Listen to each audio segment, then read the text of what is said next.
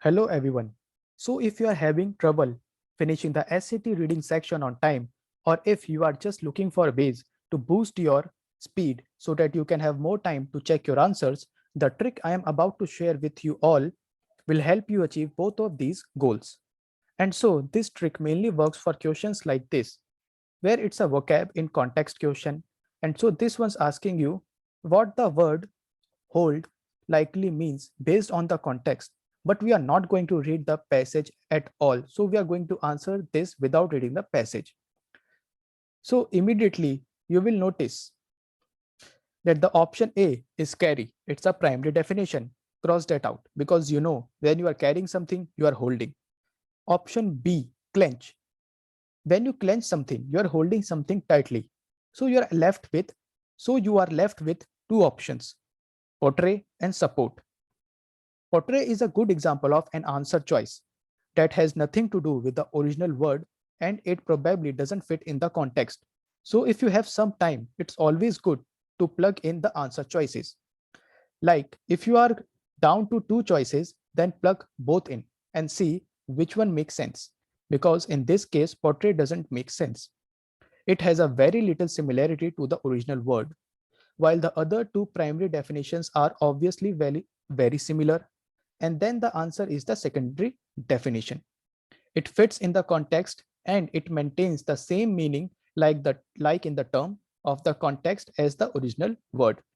So yes, this trick mainly works for those vocab in context questions. And if you come across occasions like this where there is three primary definitions, just cross them all out and just go with whatever is left. But if you are down to only two non-primary definitions answer choices, it might be worth your time. Just plug in and answer choices will be out, like portray, just to make sure that it doesn't work, and then go with whatever is left from there. So it still saves your time because you are eliminating these two answer choices without having to check them at all just because they are primary definition. Let's look at the second question.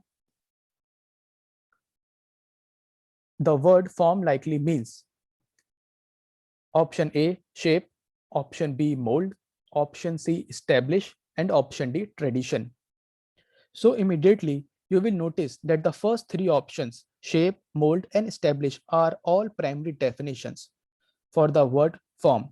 And what that means is it's a common definition. So it's like what you would expect form to mean. So when you are forming something, you are creating something or molding something.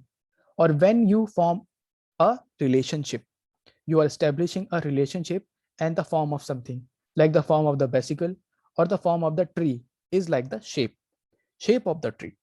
So all are common definitions of form.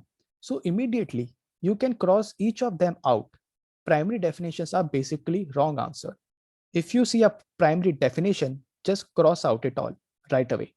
And then you are left with option D. But this case was a little bit easier since we were given three primary definition choices, and sometimes you are not given three. Sometimes you are just given two. So both of these questions are example of how you can guess the answer without reading the passages.